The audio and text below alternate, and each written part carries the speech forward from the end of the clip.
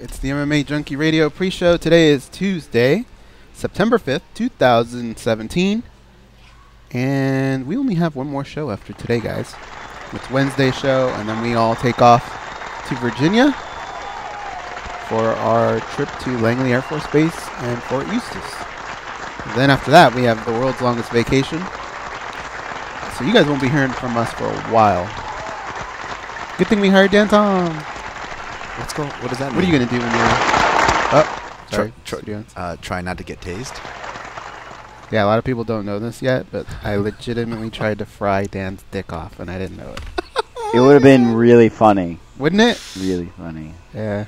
Everybody was on board, too. Just so you know, Brad Tavares, your teammate, George, your co-host, both of them could have saved you. Danny, producer Danny, your Simpsons buddy. Oh, my God. He could have saved you. None of them did that. All of them thought it was an awesome idea. Let's fucking get it. Until doctors had to intervene. Stop me at the last moment. That's how far we take the jokes here at MMAjunkie Radio.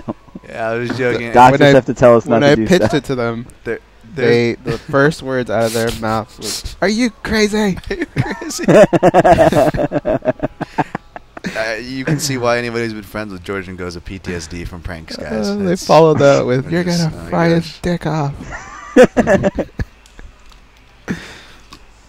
Good times on MMAjunkie Radio show. Good times. Good times. Not good times, friend. Dicks off. That's not good times. It would have been a story that you would tell for the rest of your life if it had just happened. Well, the funny thing is, like, if I got tased, like, I already knew the first thing I was going to say is, like, let me just go check if my dick works, and I'll be right back, and then we can celebrate. Like, that's the only, like, so that's kind of funny. That, like, that was the only thing that was on my mind, like, kind of preparing myself for this, because the hypothetical, like, the whole time, I'm, like, it's just triggering all these thoughts, like, okay, I got to prepare myself for this tase thing, and they're talking to Brad about it. Just so you know, Brad, as long as my dick's okay, as long as my dick's okay, their plan the whole time, go for the dick. Brad was not worried about your dick. What he was worried about was my hand, because I told him, I'm going to shoot you, and he goes, it's going to conduct electricity and get your hand. So he was more worried about my hand than he was your junk. Is that why you guys were talking about the grounding of electricity so much? Yeah. I was like, I guess I was trying to break it down and figure it out. Oh, that's great. I just got a message that says, at their house. What? Dick? It has to do with what we're talking about, right? I'm what outside. Does at their house mean? Who said at their house? Oh, you can't say. Yeah. I can't. I can't. I'm going to make her say that repeatedly. Dan, you couldn't figure out what shirt to wear today, so you brought two? I only had two nice shirts that fit me, and they're both of the dry cleaners. And we have to take our class photo again, because the divas, Dan and George, didn't like the way they came out in the last one. Listen. You guys want the clicks? Although Dan did you guys want the look clicks? Kind of weird. I'm just kidding. I did, yeah. It was... I thought George looked normal, though. I thought you guys looked great. That was the problem. I just felt like... Yeah, I thought George looked normal, too. I felt like the unlucky chick who has to get tagged with her friend because her friend looks good in a photo, but her other friend looks awful. Sometimes I see those and I wonder if that started drama when I was going through my Instagram feed. I'm like, oh, she looks good. And that other girl, I know she looks way better than that photo. That was a bad angle. Ooh, I bet you she's pissed at her friend for posting that. If you ever want to see what a girl's all about, just go to on the left-hand side where it says photos. They're tagged in? The friends post. 100%. That's when you know what's really up. That's a Chris Hansen shit right there. What's that Chris Hansen shit, Dan? That's how Dan, that's have a seat. Stalkerish. Tell us, your friends at MMAjunkie Radio told us about the little boys' room. Tell me more. Wait, what's going on? Is your screen name? You like to have sex with older guys. Did you guys ever see that Human Giant show with like Aziz Ansari and like the comedians and the guy that does the voice of Bob's Burgers? They do the fake Chris Hansen. Oh, it's great. Did you know Chris Hansen once was gonna fight in the UFC? What? Yeah, you didn't know that? No, I didn't know that. Did you know that, Danny? I had no idea. Oh, let me play a clip for you then.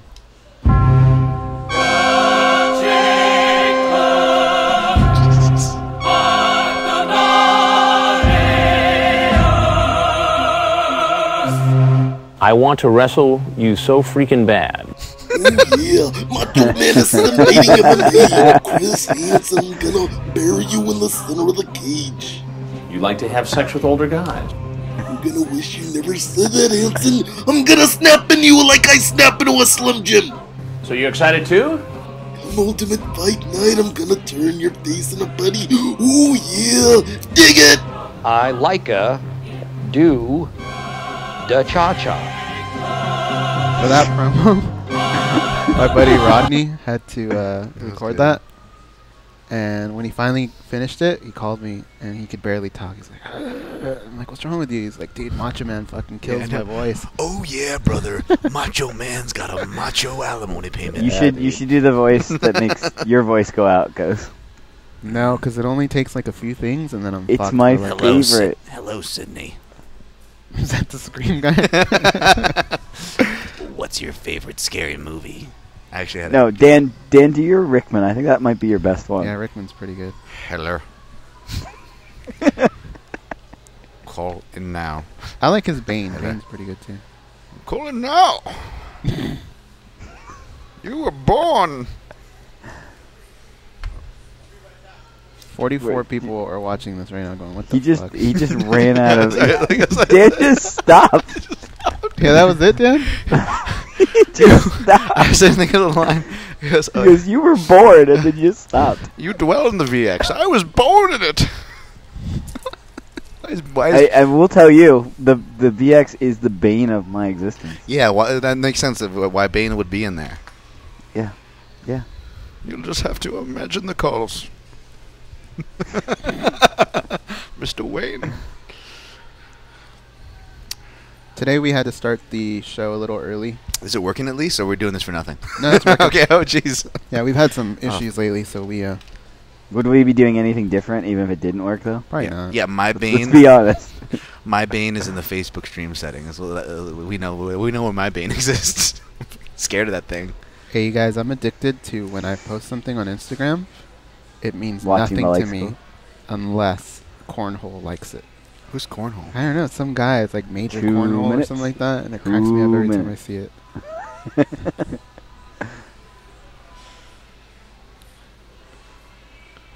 What did you ever look at his pictures? Dances with Like- cakes, liked it. He Dude. says, have a great vacation, brother. Eat some good food. I'm going to do all of that. Thank you. Cornhole.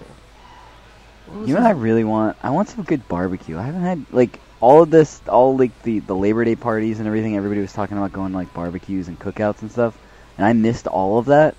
I really want I've been craving like good like ribs and even pulled pork, like stuff like that. I've Hey. been craving that. Oh yeah, that Yeah, it does making me sound good. hungry now too. I need to find a good place. Hey, Don't really have a Danny, place we yet. went last time we went out to Virginia. They took us to a place called Cookout, Mm-hmm. where Kevin Lee Coming up in a minute. looked at the menu and just said, "Okay." 'Cause when we picked up our food, he had this bag, and I swear to God, he would eat something. We kept kind of going like, "Oh, that looks good," and then we turn around, and then he had something else, and then dude, no bullshit. He must have ordered about 5 items from that menu. He had like a hot dog, a chicken sandwich, some nachos. Dude, he had so much fucking food. I wish we could call Alton up right now so he could confirm this story. But you wouldn't believe how much food he ordered, dude. We're up in 30. Maybe we can call him on the pre-show tomorrow. Oh, he ate so much.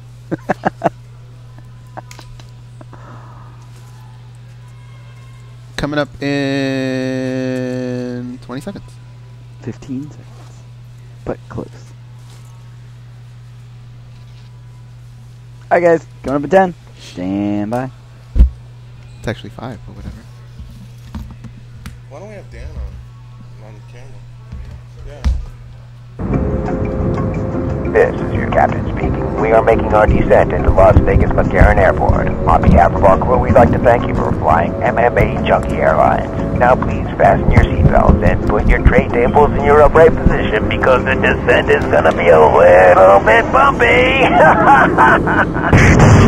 Alright, Junkie Nation, it's time to roll, baby, on MMAjunkie Radio with Gorgeous Not George today, no, and no. Go. No. This is what we doing while we do it, baby. All night long, we rollin'! Yes!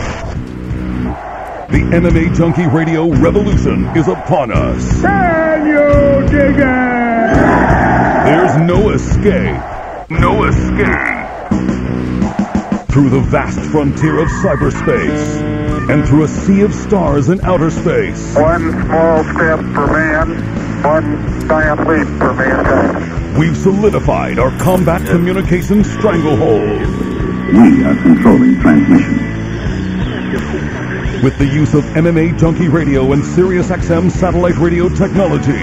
MMA Junkie Radio. Commence transmission.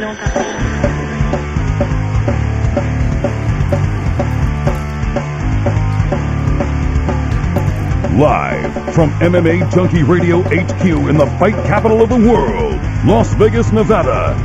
Here are your hosts, Gorgeous George and Go. From the fight capital of the world, inside the beautiful Mandalay Bay Racing Sportsbook, you are listening to the MMA Junkie Radio Show, the only show that matters. I'm your host, Gorgeous George. With me, as always, is the devious and dastardly Goes, our ace co-host.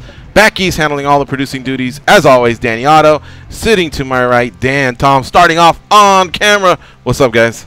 You guys ready to get upset? Sure. Sure. So we're redoing our photo today, which is the photo that would be posted on any MMA Junkie Radio story when we're not around, right? Or if there's not an in-studio guest. And you guys both decided to wear the same shirt. It's the same pattern, but I don't know that it's like identical. The only way you can break it up is if I stand in the middle. Yeah, there's nothing wrong with that, I guess. Didn't we do that last time? I don't think so. Yeah, we did. Did we? Yeah. I think you should be in the middle. Well, but he does have a backup shirt that he got from the set of Shawshank Redemption, I think, that's on the back. I was gonna say. I got the Shawshank Redemption jeans. Do you? Yeah, a little bit. How often do you look at a man's shoes? This is the Shawshank Redemption shirt. The way he says that, too. How often do you look at a man? I kind of look at man's shoes quite often. I do it a lot. I'm a checker outer. Like, men or women, doesn't matter. And now, the bad thing is, obviously, that can come with, I guess, repercussions of people think I'm, looking them up and down for sexually or whatever. But I like to see how people conduct themselves, wear their clothes, or just their attitudes. I mean, I'm not a gawker, stalker, all that. I'm not following people into a restroom, but I do check it out. Like, hey, how's it going? Top to bottom. I appreciate someone that's a good dresser, and sometimes I'll be like, oh yeah, man, that person coordinates better than me. Maybe I should be doing that. I have a pair of shoes just like that. Why didn't I throw that together? Or the glasses, or the watch, or the ring, and then obviously on the female side, yes, there's more of the the physical, God damn, look at that. That's just never gonna go away. I started doing that at 12 or 13 or whatever. But at the same time, nah, I don't feel like it's in any way a disrespect. I sure as hell don't do the walk by and then do the 1A God damn, look at that. Ooh wee. I see people doing it here. No man, there's times where you're thinking oh wow, look at this bachelorette group cruising through, and you didn't catch them all, but you want to do the rubberneck, but nah, man, there's just limits, I guess. You know what I mean? Well, I feel you on there, but in Shawshank, there's different rules in prison, though, and Andy Dufresne already had his eyes on him, but the sisters, right? Yeah, the rules. Yeah, they might have been that. Well, going back to the shoes, though, do you stop yourself from looking at someone's shoes, or do you ever catch yourself I always look at stuff. He makes it sound like Andy Dufresne could have had clown shoes on that day, and nobody would have spotted it because no one looks at shoes. Yeah, you would think there was a lot going into that plan. To have it all rely on the shoes being the thing that could have blown it, I thought maybe he could have done something else.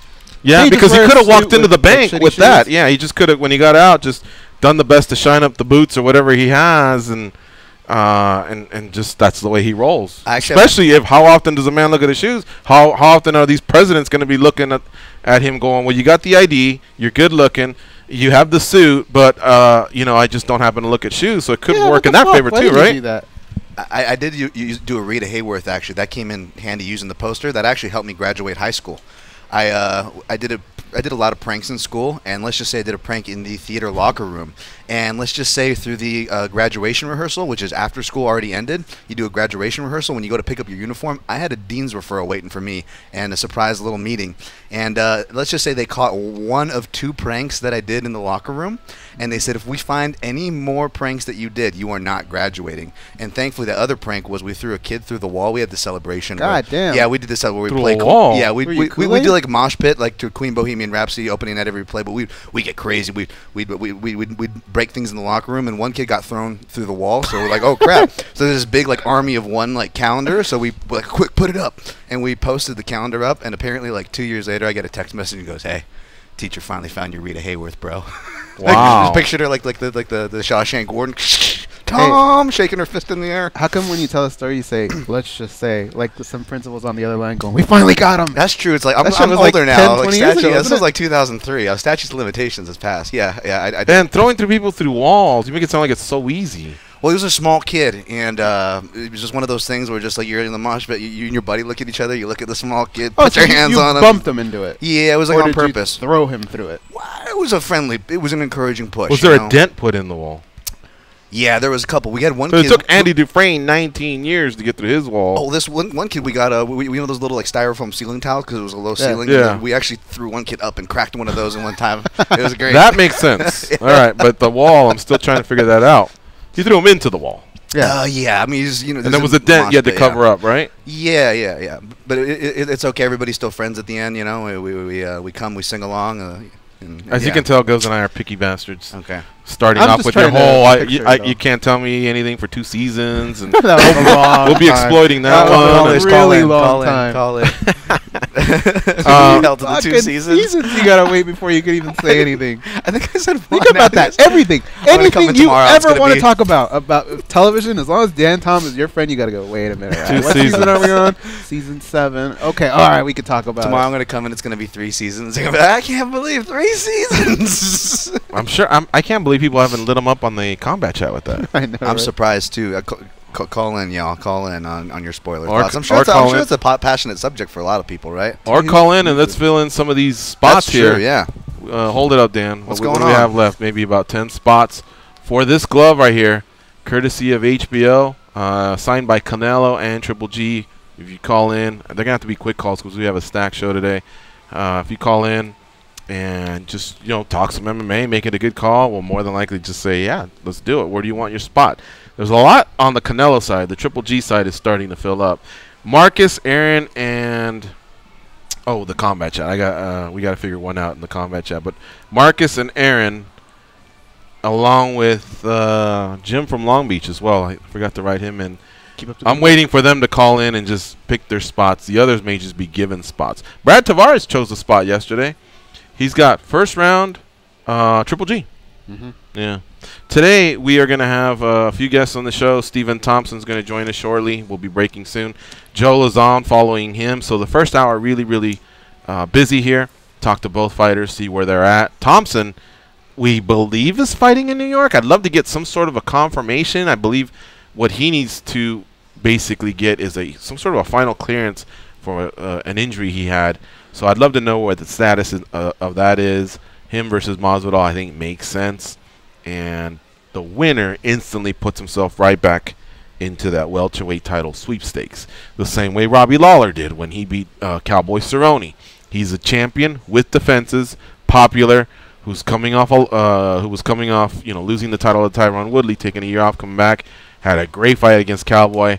He's in the sweepstakes. The winner of this fight will be in the sweepstakes. Colby, if he beats Maia, has to be there because Maia just competed for the title. Maia, if he comes back, especially with some sort of a finish, he possibly may be back. Although we know because of Maia's style, things just seem to move a little bit slower. But again, that's what makes everything exciting. In MMA, you just never know what can and will happen.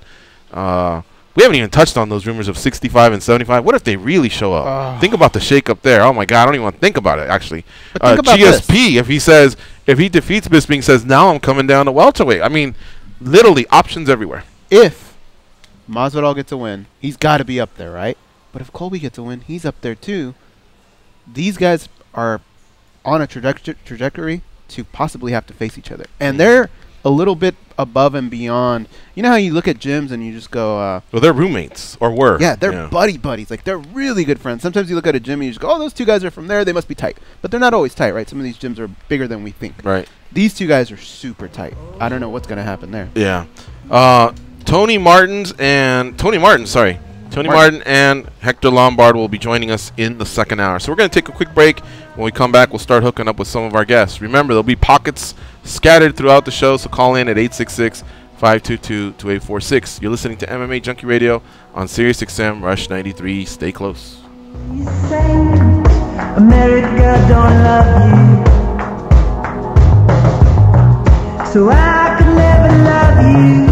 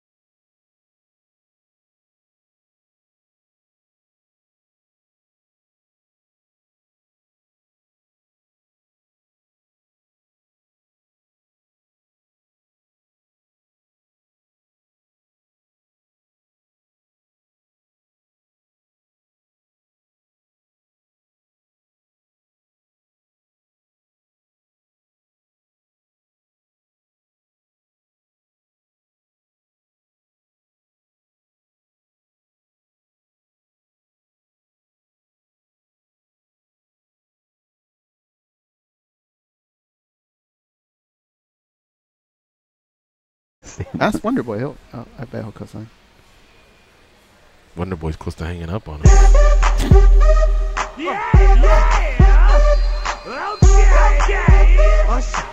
To link into the MMA Junkie Radio Network, hit us up on Twitter.com at MMA Junkie Radio. This is MMA Junkie Radio. Here are your hosts, Gorgeous George and Goes. Starting things off with a bang, we have a lot of guests today, and let's get right to it. One of the most exciting fighters on the UFC stable, on the roster, I should say, in the welterweight stable. His name is Stephen Wonderboy Thompson. What's up, Wonderboy? How you doing? Stephen, you with us? Hold on, George. I think you might have hit the wrong button on the VX. Hold on 1 second. We'll get Wonderboy to call back here in a second. Indeed. I didn't hit the wrong Dan. deal. Yeah, maybe we're having issues with the VX. Hey, George, can you hit the hold button on your VX? Hold? Sure. Yeah. Okay. Right, I'm going to bring him up. All right. Hold on 1 second. Should be there. What's up, Wonderboy? How you doing? Stephen Thompson, you with us? He's not there. Now he just disconnected. He was there for a second, then disconnected. I'll call back. All right. He's very elusive in and out. Did you guys see the new Reebok gear? Oh, you mean the new Reebok gear that just looks like the old Reebok gear, but if somebody blurred the camera a little bit?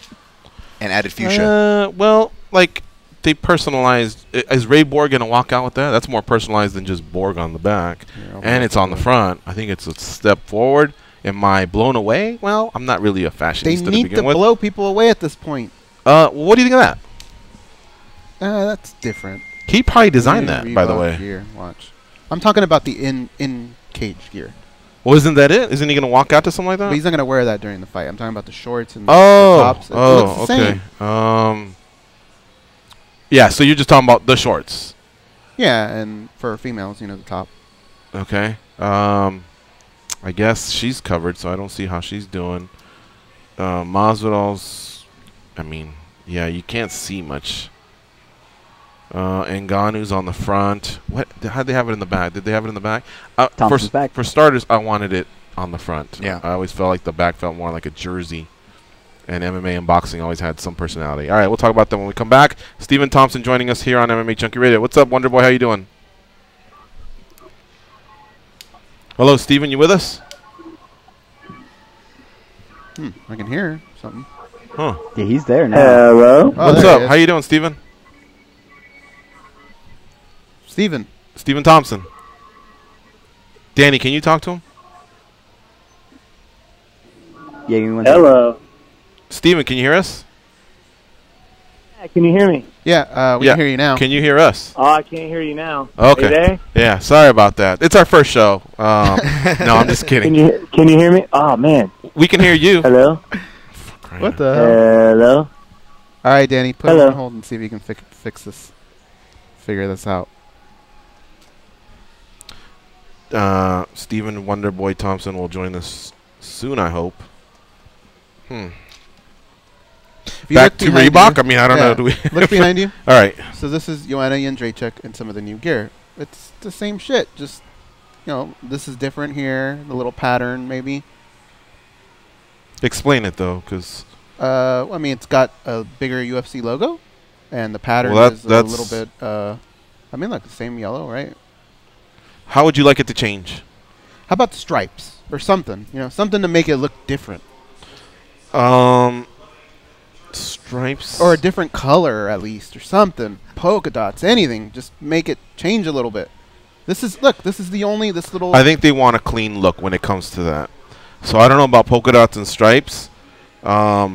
Here's one thing I've always liked. Even is a stripe, a slash, something. Just make it look different than what you just put out. Well, the Ngannou now is in front, so that's kind of cool. Whereas before, if I'm not mistaken, you could only see them when they walked by you, and it was vertical.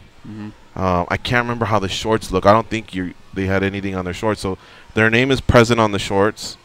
I'm seeing maybe some different colors.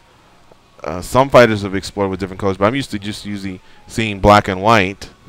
Try But Steven again. as far as their walkout, I don't know. We'll explore that in a second. Let's Should give him the Danny, BJ I'm now in the new VX. Just patch him through, Danny. Yeah. Hello. Hello, Steven, you there? Stephen Thompson. Can't hear you. That is weird. This is super weird because he said he can hear you when I have him on hold, but he can't hear you when I bring him up on the board. Okay. I've never had this happen before. My VX doesn't show anything now. JWS411. What are you in now? It should be 412. Okay. Let me see if I can fix that real fast. Sorry, Steven, if you can hear us. Stephen Thompson, you with us? Hello. Stephen Thompson, you with us? I heard a beep, and but you don't hear now voices? I can't hear anything. Okay. That is strange. Danny, please apologize to him, and we will. I don't know what we're gonna do here. Let's. You want to take another break? Why don't we do this? If anybody, yeah, we should have somebody call. Let me call into the show and see if that works. That way we can figure out if it was his line or us or what's going on. You want to take another break, Danny? Danny is talking to Stephen Wonderboy Thompson right now. So. This is fucking ridiculous. All right. Let's keep talking about Reebok. So, how long is their contract? Okay, you know what, goes? Like I said, I'm not blown away, but I do see changes, and I do see slight improvement. If I didn't tell you there was a change, though, would you have picked it up? Would you have said, when wait a minute. When I saw Ngannou on the front, I would have said yes. I haven't seen that color, so I would have said that's a new color.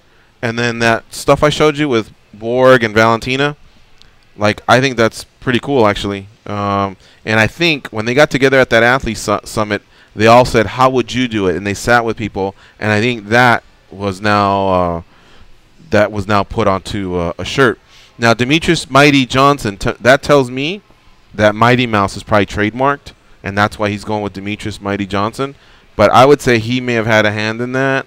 Borg may have had a hand in what I'm staring at here, and we're looking at these shirts on the front page of MMAjunkie. I like the Valentina one, and I like Ray Borg's. Amanda's, the name is a little tougher to see because of the lioness. I'm good with that. So if that was a little bit more spread out, I'd really be feeling that, I guess. I'm happy for all that. All I mean is the in-cage apparel. But if that's what you're saying, that they want to have a cleaner look, then I guess it makes sense. I think they want clean and consistent. Because once you start getting into polka dots and stripes, I think it goes everywhere. I think Reebok needs to feel like they have a presence. Again, that's how I think. I'm just saying like one stripe or something, something to just make it look a little different than what it looked like. Well, the Ngani, the name. But they've had the name, though. They have? Yeah, they've had the name on the shorts. His name is a little longer. Maybe that's why it just comes over. Oh, more. okay. I don't know. Huh. This got to be just a last kind of ditch effort, because how long does the deal go to? I mean, I don't imagine there's much. It was a much 6-year deal. Okay. And it started about 2 years ago? I think this is more one of those moves where it's like, we're not... It's an update. Yeah. I think they want to just show us that they're trying. I think so, too. Let's take a break. You're listening to MMAjunkie Radio on SiriusXM Rush 93. Stay close. We promise to be back, and hopefully with fighters on our lines.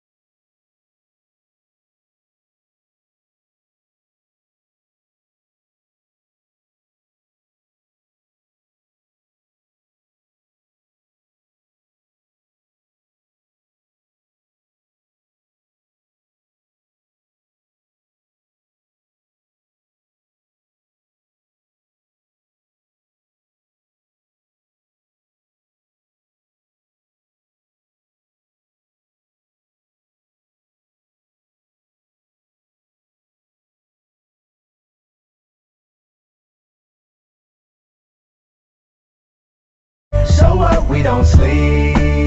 They can drink Mentos-flavored Diet Coke without their stomachs giving a single fuck. They are Gorgeous George and Goes. And this is MMA Junkie Radio. The NFL season kicks off Thursday as the Super Bowl champion New England Patriots host the Kansas City Chiefs.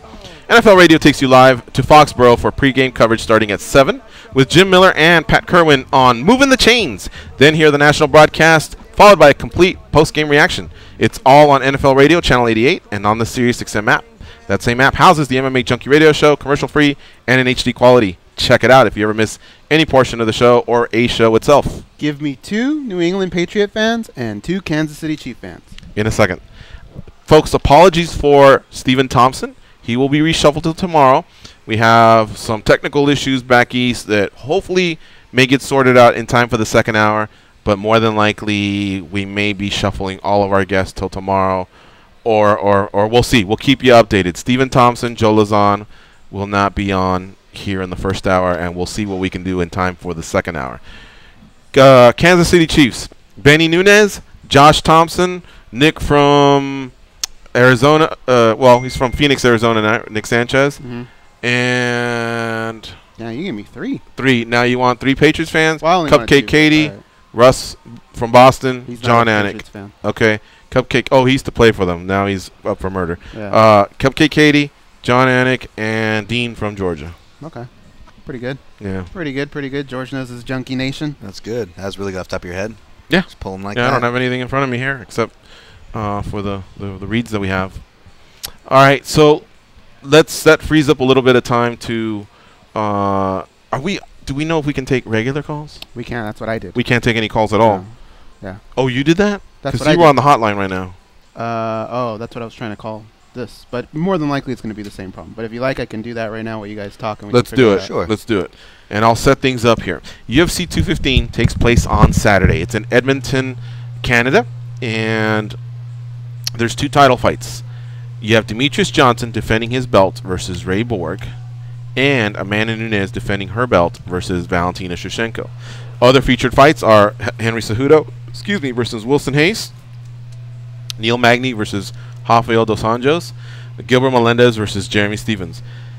Ngannou versus JDS is no longer on this fight card, but now that I look at it, Dan, 214 really was a big deal. The one in California with DC and John Jones, all steroid allegations put aside, it was a great card. Then you start to look at 215, you're like, well, that's not as great. It was a drop-off.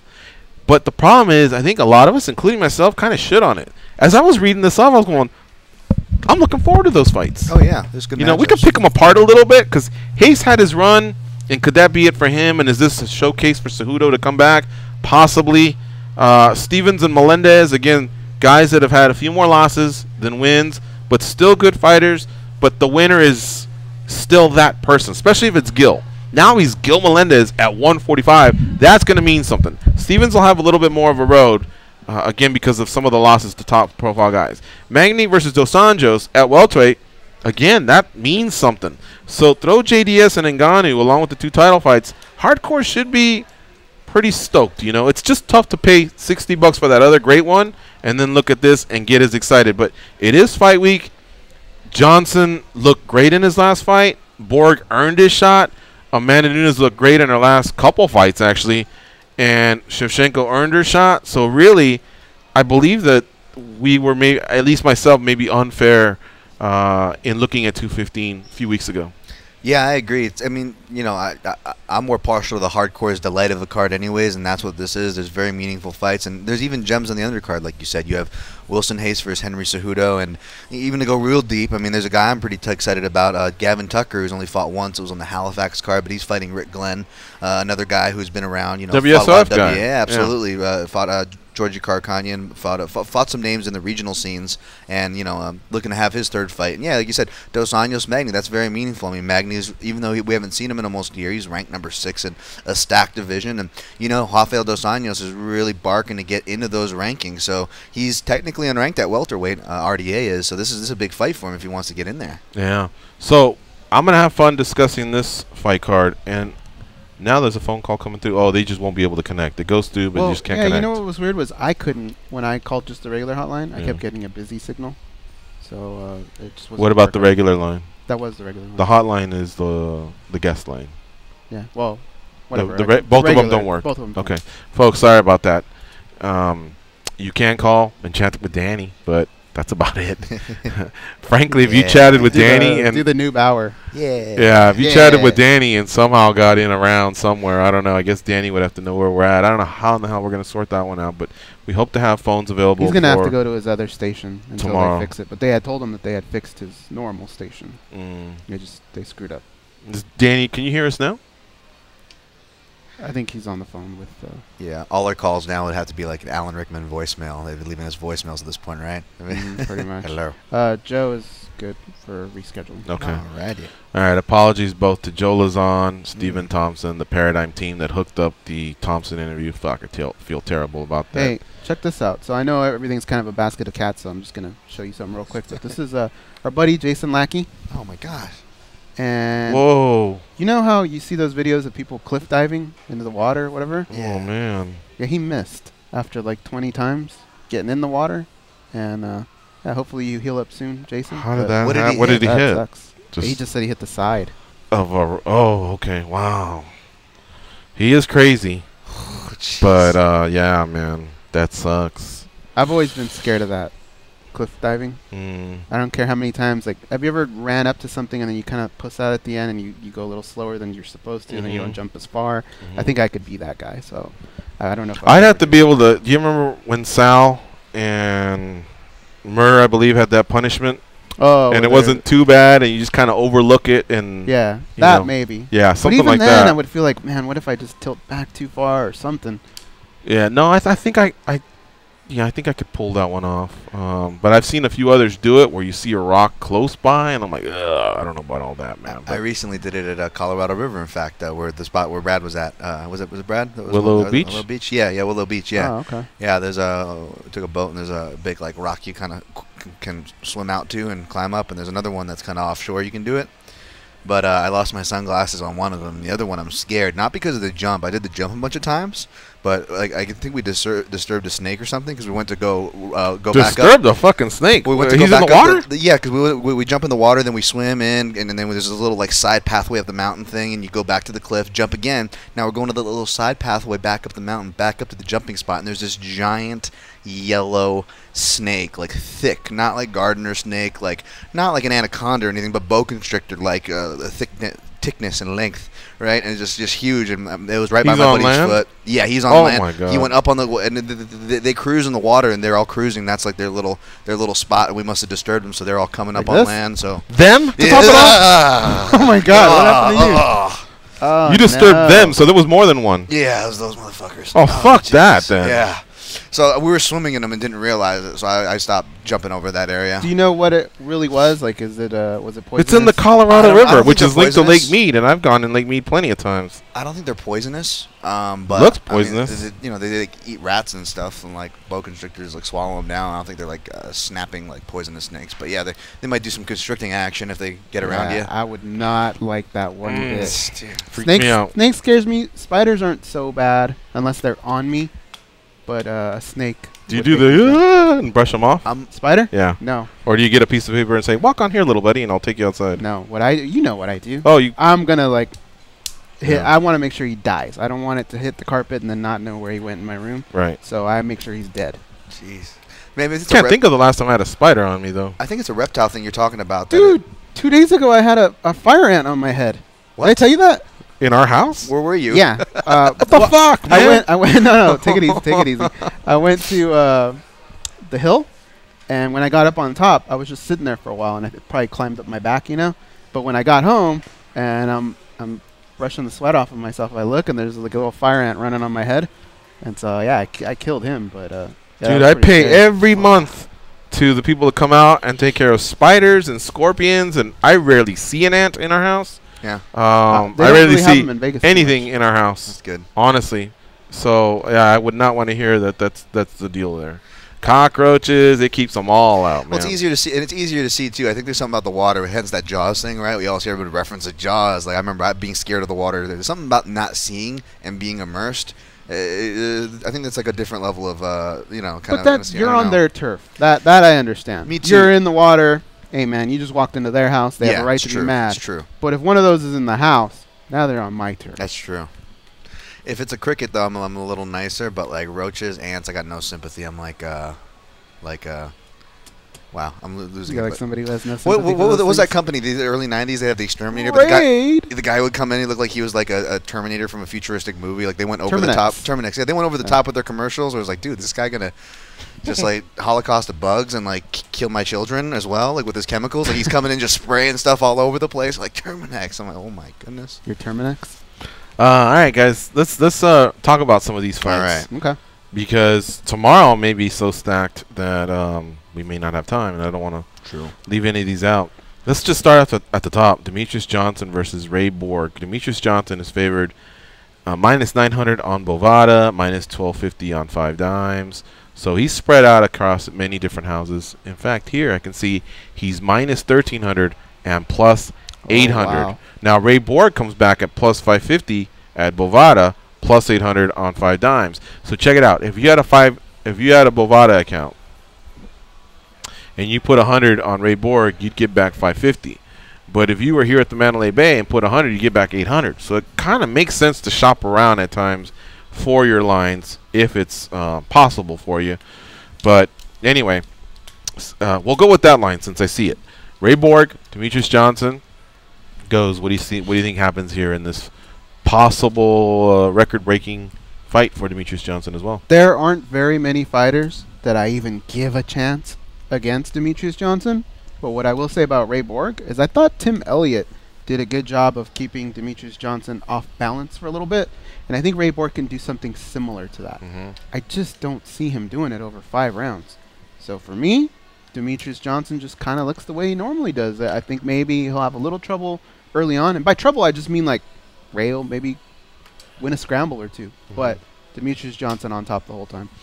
Okay, I think that's a good point about Elliott. So by that, I think you need to keep up a pace. And Johnson, or was it him slowing down? Johnson's always making you react to him because he blends all the martial arts so well, whether it's striking or on the ground, that you're basically chasing him, reacting to him. Whereas Elliott, I think, just threw something different at him. But once Johnson figured it out, it was Johnson all day because he again has this pace, has this cardio.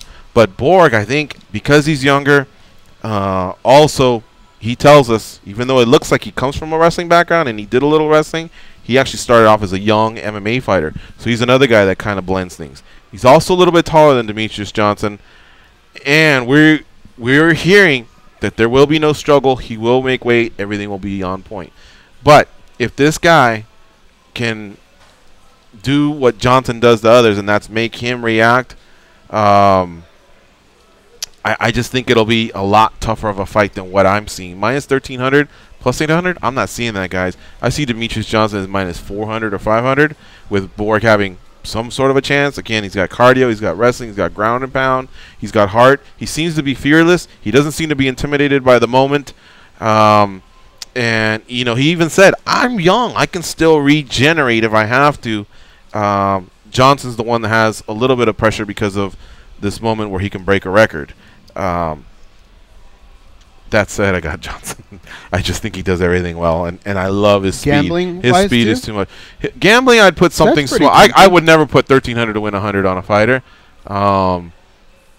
I just believe that I would put 20 on Borg along with 2 other fighters and just try and hit the little mini lotto, we call it. But my stat picks have to say Johnson. My pick here has to say Johnson. I know it sounds different, but we turn them in at different times, and sometimes we change our minds. My gun to the head is Johnson. I'm just all over Johnson on this one, but I just don't think those those odds represent. You'd almost be careless and borderline dumb if you didn't bet on Johnson, right? I mean, what has he done? Bet on him? To not bet on him, like what is he he going to lay 1,300 on Johnson? No. Well, you know what I mean. To win the fight. Oh yeah. What has he ever done to make us go, that guy's got some holes? He's got to shore up. He hasn't done anything. If you're going to pick against him, I mean, the McCall fight, a little bit of the Benavidez fight, the first one. How long ago? And a little bit of the Elliott fight. But again, these are like sparing moments in fights. And most of the time, you just look at him, and he's faster than you. He's thinking 3 steps ahead of you. He rising in confidence, getting better at stuff. I mean, like the submission he had over Hayes was amazing. How he hit that armbar, and it was all so seamless. You can just tell he's working on every aspect of mixed martial arts. But I don't think he worries about getting caught up in being great or hosting parties or being an actor or anything else. I think it's just my family, my Twitch, the games, and getting better at mixed martial arts. And that's it. And at some point he'll hang it up. I don't think he cares about like the greatness that some of these other fighters get caught up in. Being great and being someone in my social media popularity and all that. So, yeah. Having to go back to Ian McCall, Joseph Benavidez, even parts of Tim Elliott. You know what that reminds me of? The reasoning we were trying to make for Conor McGregor having a chance against Floyd Mayweather. A little bit, yeah. Dan? Well, I won't give you all the nitty-gritties because y'all should be keeping it posted to MMAjunkie.com this week. My breakdown's going to come out there. Thank you all, by the way, for those of you supported, shared, and the kind words and comments for the UFC Rotterdam breakdown. That was awesome. But yeah, I kind of sentiment what you guys are saying. It's really hard to get behind lines when they start getting blasted from plus 800 dogs to minus 1,300 favorites. In a sport like MMA, it's kind of crazy. And lest we not forget, guys, it wasn't that long ago where Ray Borg was a non-name, non-big division, non-big drawing card, nothing like that, and he was drawing minus 800 lines as his like first 2 or 3 UFC fights, even coming off of a loss, which was probably a win, the split decision loss, his debut against what's his name, Dustin Ortiz. But even after that, coming off what was technically a loss, you saw Borg getting the respect for the odds makers like minus 8 or minus 900 odds. So it's funny how that works, and now all of a sudden he's plus 800 going the other way. So MMA is kind of funny when you look at that perspective. I say if you think Johnson's going to get a finish, you'll probably get a nice prop line depending on the house for inside the distance if you're going to play rounds 4 or 5. But Borg is really tough, man. I'm not sure if he's going to get that finish. So I could see the decision, which judging by the betting lines and the way the decision prop, for example, for Demetrius Johnson, probably you're going to get less money than an inside the distance prop. Put it that way. Again, all the houses are going to vary. Like Gigi said, you got to kind of do your fishing. You got to kind of look around, see what's offering what. But those are your basic angles you're going to see for anyone looking to bet on Demetrius Johnson. Because yeah, like you said, minus 1,300, too much. Too much. I agree. All right, and Amanda Nunes and Valentina Shevchenko. I mean, minus 115, holding steady on both sides. It's actually a coin flip fight, a pick'em fight, whatever you want to say. Goes and I'll try our hardest to put the Peru bias aside, the morale visit trip to the troops aside. But even though the fight took place a while ago, and a lot of times fighters will try and redirect you, like, well, that was a while ago, I addressed this, I addressed that. There was still something about the way it was going down, because other Nunes fights have gone down that way, where she starts off strong and then struggles towards the end.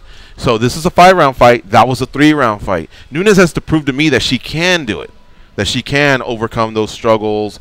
Some of it's toughness, some of it is just the wind in your lungs. To her credit, she didn't need to in the last couple fights because she's just been out there starching people. Valentina Shevchenko has shown me what she can do across 5 rounds, and she's a very methodical, disciplined fighter. You saw it in the Holly Holm fight. It seemed like it was like 2 or 3 combos that she chose to counter with, and yet Holly couldn't figure out her puzzle. Valentina figured out Holm's puzzle. So I believe she's got I think she's got the tactics to do it. I think she's got the mindset to do it. She's shown us improvement with Pena, by out-grappling Pena and getting a submission win. So what I used to feel was an advantage for Nunes in the past, if the fight hit the ground, it may still be. I think she's more decorated than Shevchenko, but where are the results in terms of, like, what have you shown me? Shevchenko has shown me something more recently. To Nunes' credit, I would have said Shevchenko all day as far as the stand-up, because she's just a superior striker. But the pop on Nunes is on her punches. It's pretty amazing. We haven't really seen stuff like that from too many fighters. But she can crack, man. She can crack. She covers a lot of distance with her strikes because she's tall. She's long, like they say. The reach advantage. So Shevchenko has to be watching that. She can't just think that because she's the more polished and the cleaner striker, that she can't be touched because Nunes does have that kind of power. Now, that said, you guys want a prediction? I just feel like across 25 minutes, because I think this fight will go on, I think cardio will make a difference. I think Shevchenko will win some late rounds and win the fight. I don't think there'll be a finish, though.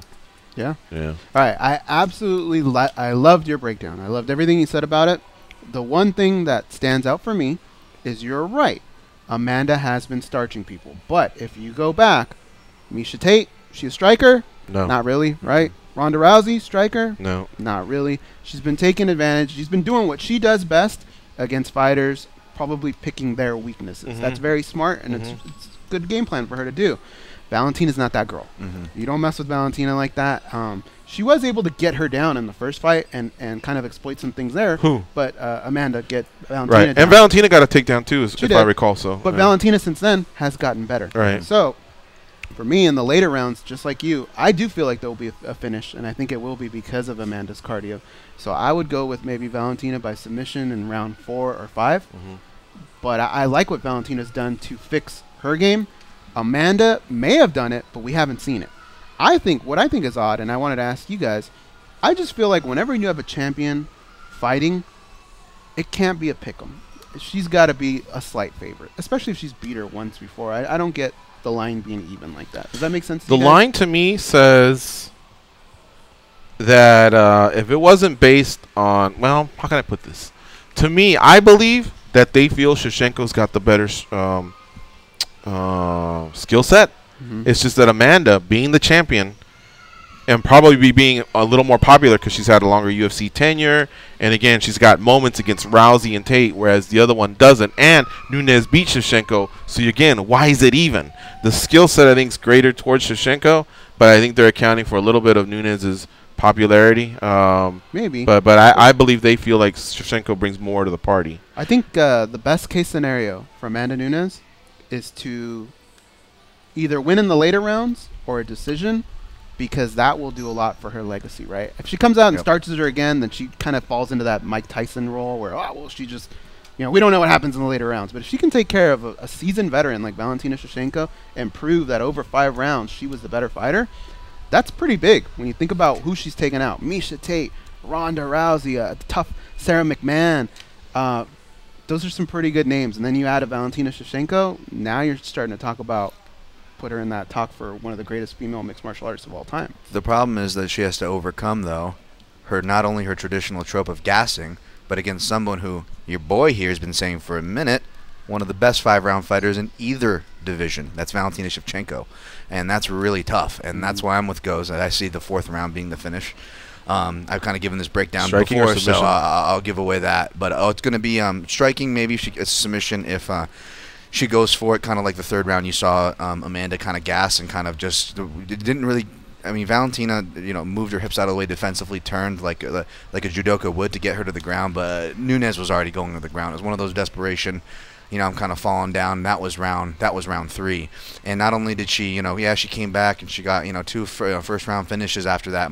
But they weren't, like you guys said, not only were they over girls who weren't strikers, but they were girls in their retirement fights on their way out. For the most part, Tate did have one more fight after that, but she even admitted herself she was going through some things and whatnot, and you have to count for that. So I think the odds makers are just getting smarter in general. The games get bringing up the average fans getting smarter. The odds makers are getting smarter here.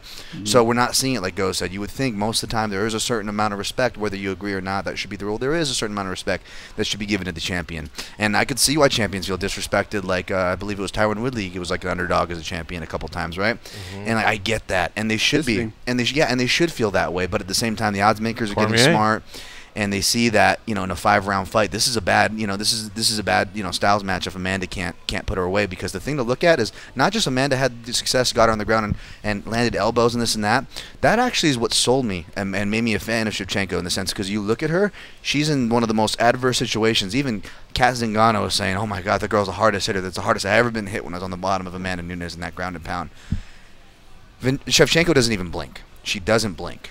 I mean, not just the physical durability that she showed, but the mental toughness. I mean, she gave 2 Fs, did not care, did not lose sight of her objective. And when I'm really kind of running the comb through, you don't see that in a lot of the fighters, men or women, in those really, really adverse spots. So, I mean, man, it's just... Nunes, she has the power to catch her, like you guys said, but if she doesn't, it's really hard for me to devise other ways where she wins this fight without just catching her, putting her away on the ground, or with a knockout punch, which Nunes can do. Again, she's one of the outliers as far as strength goes in the division. Yeah. But that's my breakdown of the fight. I like what you said about the mental toughness, because that's what I've been pointing at the first time they announced this fight. For me, I feel as though Amanda acts as though she lost the first fight, and Valentina acts as though she won the first fight. When you're right, you have to go through with a fine comb because this fight is so close. I feel like physically, I think they'll both come to the dance. I think they'll both be well physically, but mentally, I think the advantage goes to Valentina Shevchenko. Yeah, it will be done.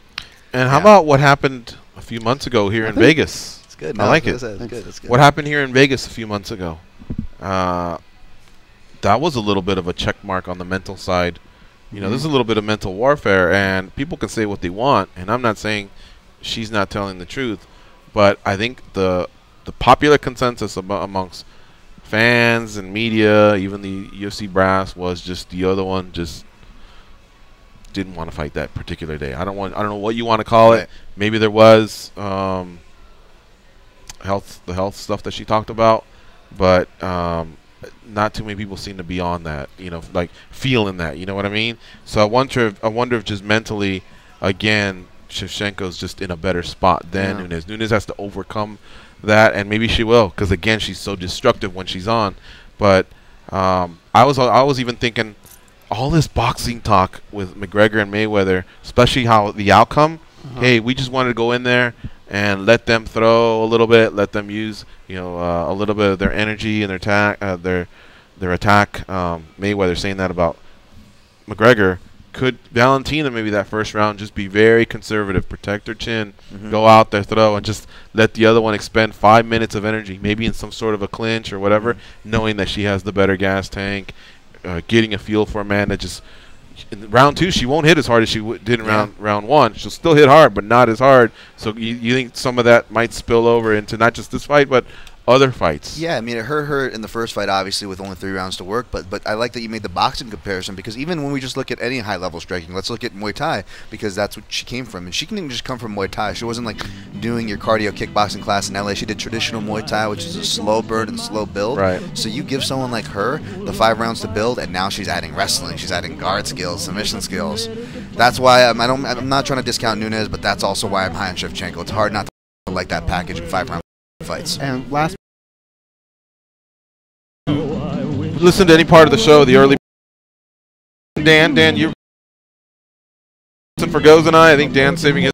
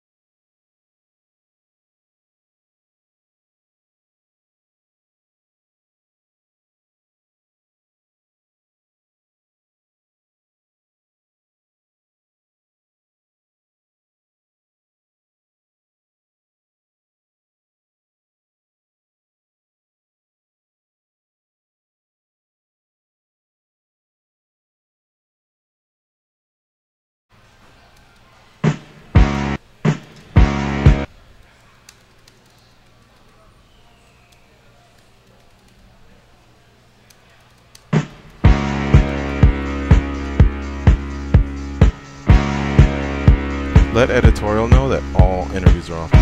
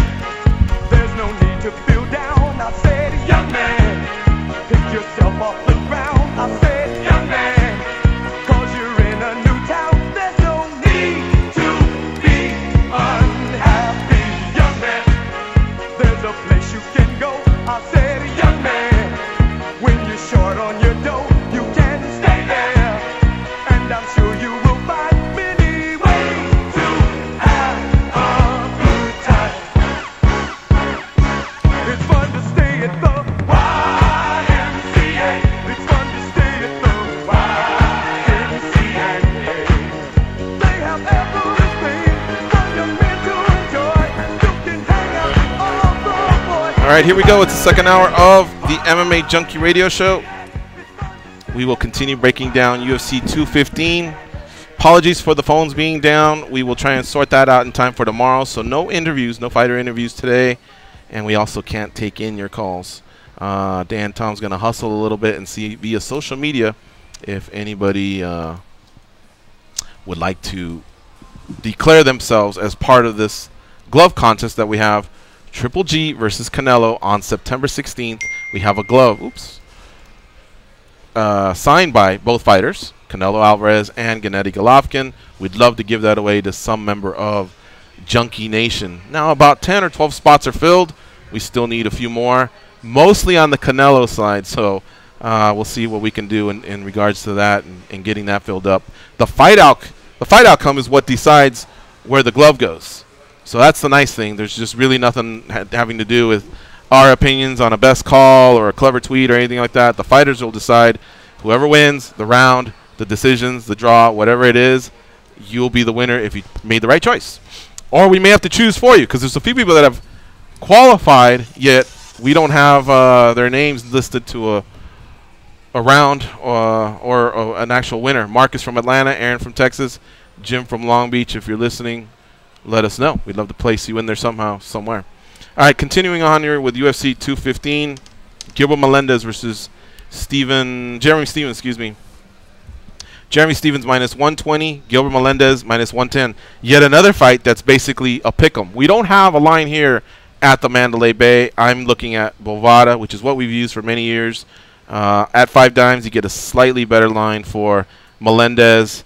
But again, it's basically a coin flip. Dan, you want to start things off on this one? This one, I will say, you have to wait for Junkie for my pick on this one. But I will say with Gilbert Melendez and Jeremy Stevens, what immediately jumps off the page, I was talking to Goz about this. This is one where, putting any kind of fighter biases aside, we have a guy in Gilbert Melendez who obviously commands respect with his resume. Is a great fighter, no question, even in the more advanced stage of his career, still a great fighter. But the performances to maybe our expectations, what that resume is, maybe, isn't quite to par, and I'm sure he'd admit that himself. I'm sure he would love to have done better, right, and got the victories. Whereas and he was that close to beating Henderson. I had that one for him. Oh my God, it was a split decision loss. It was so close. Imagine just to get that accomplishment, and then all of a sudden, I don't know if he would have hung on to the title, but at least have that. There's a lot of killers, but to be able to have the WC, Strikeforce, that one, and who knows? Yeah, I hear what you're saying. He's 100%. Been right there on a few fights. But then on the opposite, you have Jeremy Stevens, who's a gamer. Jeremy Stevens is a guy who he's been fighting forever, but then you look, you're like, oh, he's only 30, and he's one of those guys, and he's another guy that from fans to pundits and odds makers, they don't really give him too much respect. Like, he's just the puncher guy. To me, he's the quintessential underdog. Like, I get why he's the underdog, but again, Jeremy Stevens is one of those guys who arguably overperforms, maybe a little better than people give him credit. So that's the sketchy dynamic of this fight, right? You have one guy who you kind of have up here in your head, but maybe his performances aren't quite at that same level where they usually are. And then you have another guy over here in Stevens who maybe a lot of people place here, but maybe he's a little more up here. And now they're going to meet in the middle, 145 pounds. And man, I don't want to kind of give away my pick here, but this is kind of one where whether you're a fan or a gambler, you kind of want to just sit back and crack one open. You know what I'm saying for this one, guys? I mean, and hope for the best. I mean, in the best case scenario, both these guys, in wins or losses, they can look good. They have in both in wins and losses. Not all fighters can look good in a loss. Not all fighters can go get a bonus on a loss. These two can. So what I'm hoping for is a fight of the night. You want to go next to me? I find it difficult to break down fights when you haven't seen a fighter at that weight. You don't know how they're going to react. Dan and I were talking about this, I think, 2 days ago, right before the show. When that happens, what I like to do is just think, all right, what would the best Gilbert Melendez look like against the best Jeremy Stephens? And I feel like the best Gilbert Melendez would best Jeremy Stephens. The question is, I don't know if that guy's going to show up because of two things. A, the weight, and B, the age. He's just gotten older. He's had a lot more wear and tear on him.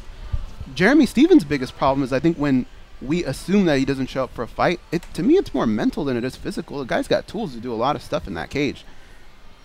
That being said, I mean, it is a toss-up. I'll go with Gilbert Melendez, the seasoned veteran, but don't be surprised if Jeremy Stephens wins, I think he gets a stoppage. I think if Gilbert Melendez wins, it's a decision. I will say this, though. You mentioned wear and tear. Gilbert's only fought once in 2014, 2015, and 2016. One of them was a suspension that he had to sit out. He has a total of 28 fights. And as you were saying that, I didn't know the stats off the top of my head, so I'm looking them up here as we talk. But what jumped out to me is I thought Stephens might have more wear and tear. So let me look. He's got more fights. He seems to be more of an active fighter than Gilbert. I'm seeing 2 fights in 16, 2 fights in 15. 3 fights in 14. I don't know. Anyway, God, I hate to sound like a mean dude, but I feel like just Gilbert has more weapons. And the one thing Stephens does have is power. And again, for these last 2 months, that's all I kept hearing about was Conor and his power. And he does have it. We've seen it. But we found someone who was just able to negate it. Now, it's a big difference between having these 8-ounce gloves in boxing, or 10, or whatever they were going to use. They used 8. And even going back to Shevchenko, what she may do as far as like having Nunes expend energy, but that's riskier with 4-ounce gloves. Right. She's a disciplined fighter, though. She knows how to at least protect her chin.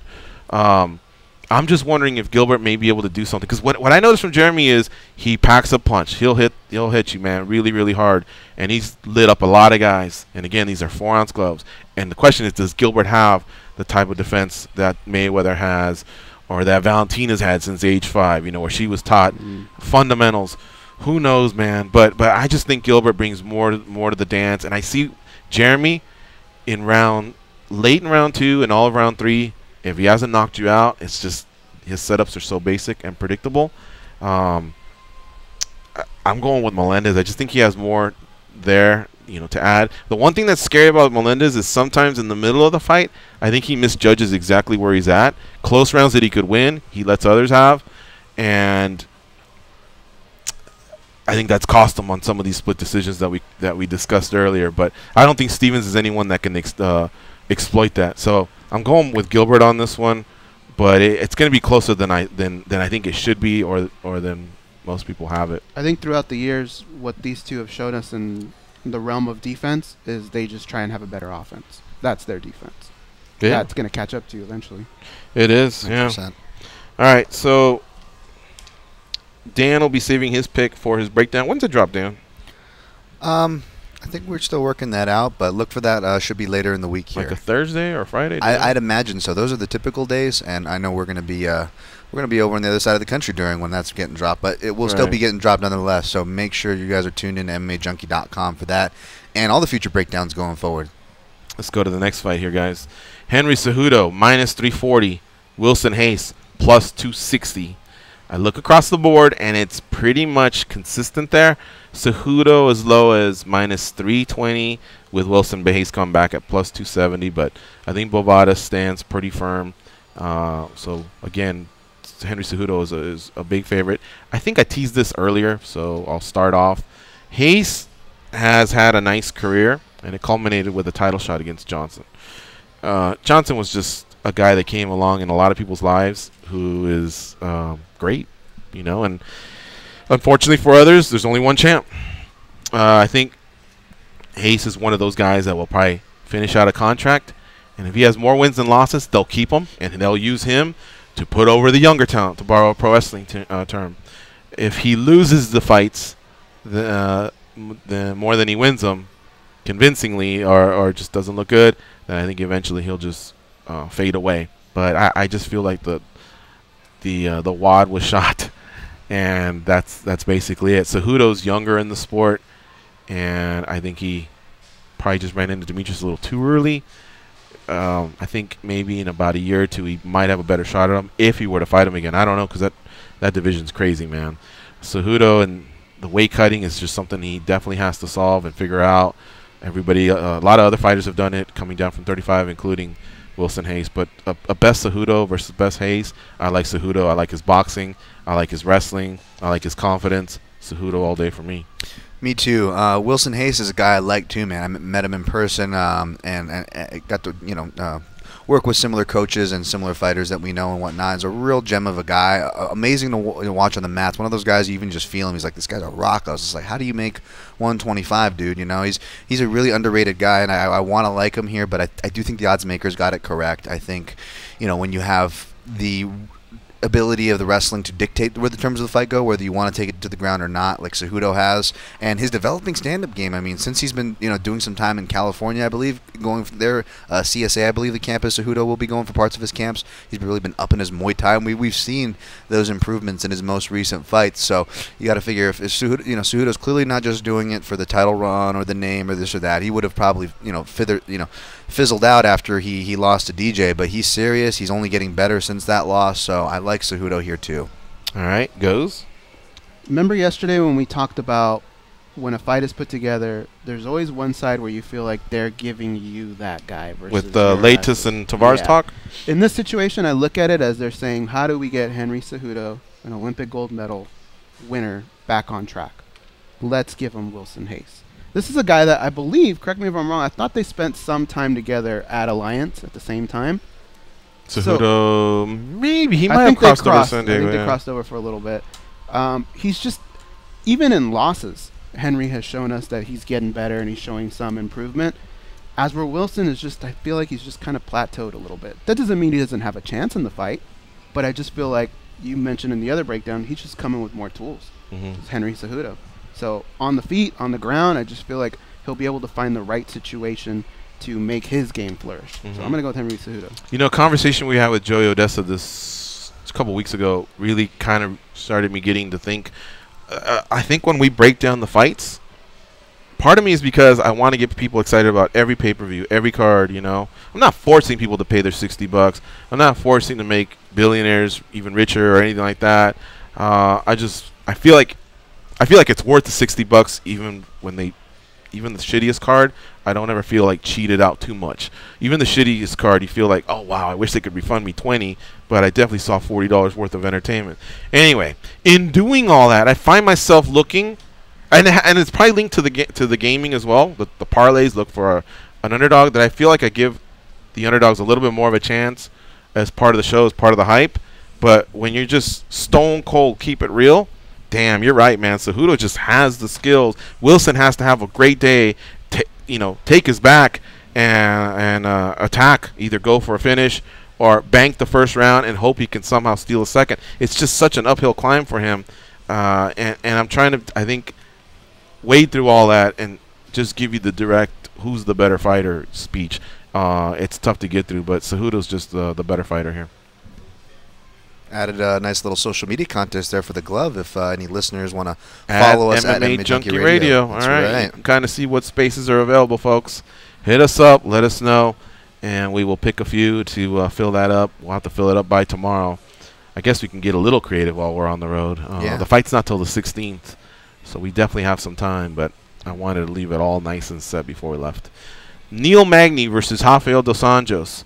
Rafael Dos Anjos is minus 210. Neil Magny is plus 170. Que paso, Vatos? You start things off, Goes. Who do you like here? Nightmare of a matchup for me. I thought, I didn't give RDA much of a chance at 170. I just thought he'd be, I know he's a yoked out 155er, but I didn't think it translates to 170. But I actually I like where he's at physically and mentally. And I feel like the best RDA can beat the best Neil Magny. A lot of things have to happen for Magny, and they have to happen early.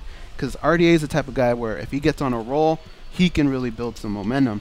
As where Magny, if things don't go his way early, they tend to not go his way at all. So I feel like RDA will be able to close the distance, get in, and land some heavy shots that I feel like Neil just hasn't really shored up his defense in a lot of those situations. I think he'll catch him, and I actually see this fight ending early. RDA. With RDA. Mm-hmm. Okay. Dan Tom? I got RDA here as well, and it's kind of crazy. You look at the reach and the height, 5'7" versus like 6'3" or whatever Magny is, which is crazy.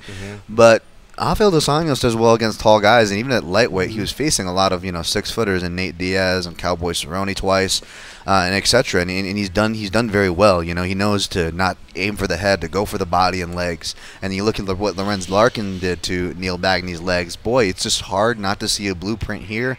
And then furthermore, and again, I'm going to explain this more into the breakdown as far as you guys want the details and stuff. But what decided for me is where Neil Magny decides to fight. He always, for a while, he tended to go to guys' strengths. He would take down the jiu-jitsu guy and either get submitted or almost submitted and win the fight, and would do stuff like that. But more so, he kind of fights to the outside of the cage. And if you look at Rafael Dos Anjos' pressure fighting style, he does his best work whenever those guys get between those inner black octagon lines and the fence. He just lights them up. Whether he's punching or punching in takedowns like he did with Pettis and even Safadine, 5'9" Safadine at welterweight. So I think he's going to be able to do it to Magny. I don't know how successful in the takedowns. I'm not sure how he could get a finish. Maybe or if he'll get a finish, I should say, maybe late. But I could see a Dos Anjos decision in a competitive but clear decision. You two may have swayed me. I like Magny's size, and I feel like a lot of times that can make a difference because I feel like Magny's almost like borderline could be a middleweight because of the frame more than anything. And Dos Anjos has shown us that he can make lightweight. He became a world champion, and so he's an undersized welterweight. I was thinking about the fight we saw the other day with Wilkinson and CR. Yeah. And it's almost like the same tale of the tape, but yet the actual aggressor in the fight, which in this case will be RDA, came out on top of the other one. Sure, he had to face some moments where, getting taken down by someone that's 6'2", 6'3", like Wilkinson was probably no picnic for CR, but still he was able to remain in the fight and find moments where he could hurt the other guy, and that's one thing RDA does have is some really, really good aggression. 100%. Now you're telling me about those, what you've noticed with Magny being an outside fighter, and I think you guys may have swayed me. I'll go with RDA. I'm not so sure that I had already turned in Magny with my other picks, but I was thinking, what did I? I think you did. I'm gonna have to make that switch. I think I fell in love once again with that damn plus sign, the underdog. Yeah. And I convinced myself. See, RDA, one thing that caught my attention was in the Ferguson fight, he just went into this mode where Tony had answers for everything RDA was throwing at him. And there's fighters that cruise and lock it down, fold up the tent, and say, I just got to get out of here and collect the check and not get hurt. I felt like RDA did that at times in that fight. Whereas look at Lamas versus Holloway. Holloway was schooling him everywhere. But every single time Lamas came out, he was trying a plan B, a plan C, a plan D, anything. Those are the guys that have that, I guess, that extra gear or maybe more heart. I don't know.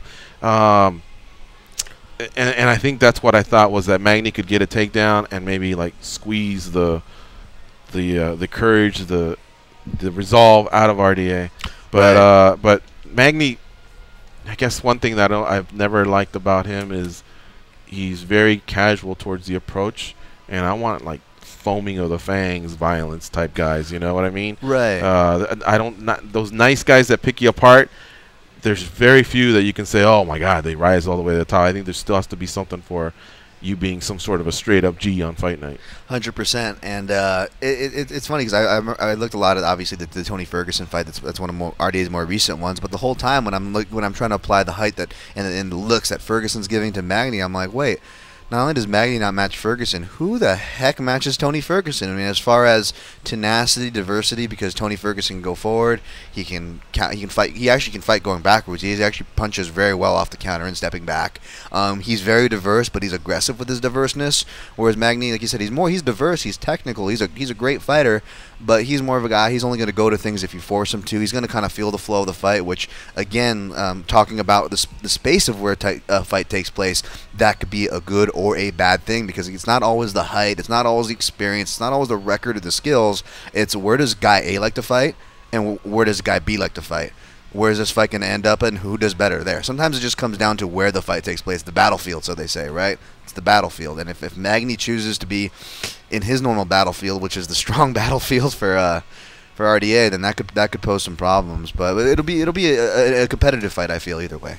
There's some fighters that fall into can't win them all, or into competing versus fighting, or into just being okay with losing. Even the ones that applaud the opponent, I don't know. I feel like sometimes those aren't the ones I want to put my money behind. In fact, these breakdowns, we haven't done one like this in a while, and I guess lately goes, you and I just think of, can he enhance our parlay payout or not? Or the other side is just gun to the head, who can win? You know, Matt, our guy over here, he just sometimes he does fantasy fighting. He just, who's going to win? That's what he tells me. And when we keep it that simple, we just give him a name, and he has some success with it. What's the name I gave last him? weekend. I gave him Cejudo. He asked me, Cejudo? just give me a name. Just I go, give me a name. Cejudo.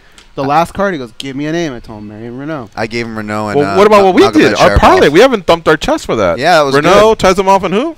Well, we took 3. Yeah, it was we two did. favorites, We did, but it won. It ended up being even to plus money right there, right? To what we got odds I for think it. 3 paid 4. Yeah. $3 paid 4. 100 would have paid 125. That's right. On a 3-teamer, of course, it should be more, but we took all favorites. It was Renault. Yep.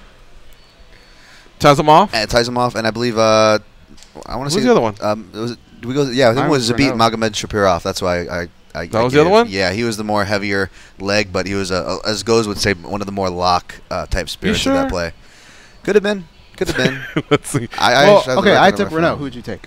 I took Tezemov. All right, so then who? You took someone that was minus 400, I think. Yeah, Zabit Magomed. Yep, Zabit Magomed Shapirov. That was the most. That was the one. Of the whole Okay, card. yeah. Then we won it. And he ended up looking good. I don't know if you guys saw that, but he was really good, doing the flashiness, but with a purpose, and like showing good wrestling fundamentals. Then he called out everyone. Lobov, right? Something. Yeah. Maybe that was. I don't know. It called out everyone. Yeah. All right. Let's take a break. We may have made some progress on the phones. Our interviews will be rescheduled until tomorrow, but maybe we can take some calls here. So I'll give out the number, 866-522-2846. Obviously, if you have some success, stay on hold. We'll get you on. And if not, again, we apologize, and we'll try and sort things out in time for tomorrow's show. We'll be right back after this break.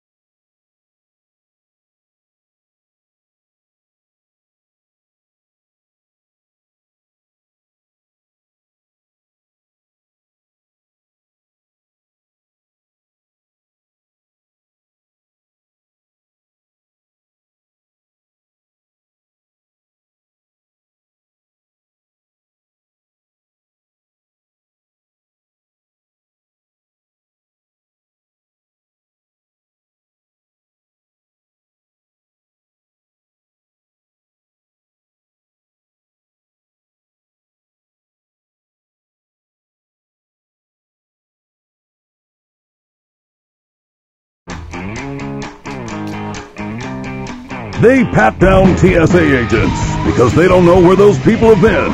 And because they can. They are Gorgeous George and Goes. And this is MMAjunkie Radio. In the aftermath of Hurricane Harvey, the American Red Cross is helping people affected in Texas and across the Gulf Coast. Shelters are open, truckloads of supplies are being distributed, and volunteers are in place. If you would like to help, please visit redcross.org. Call 1-800-RED-CROSS or text Harvey to 90999. One more time, you can text Harvey 90999 to make a donation of $10. Message and data rates may apply. Once again, the Red Cross website is redcross.org.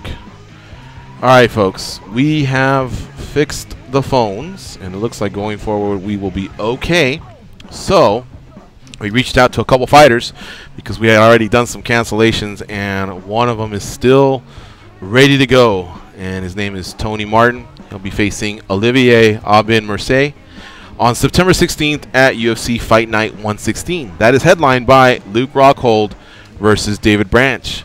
Tony Martin is 12-3 overall.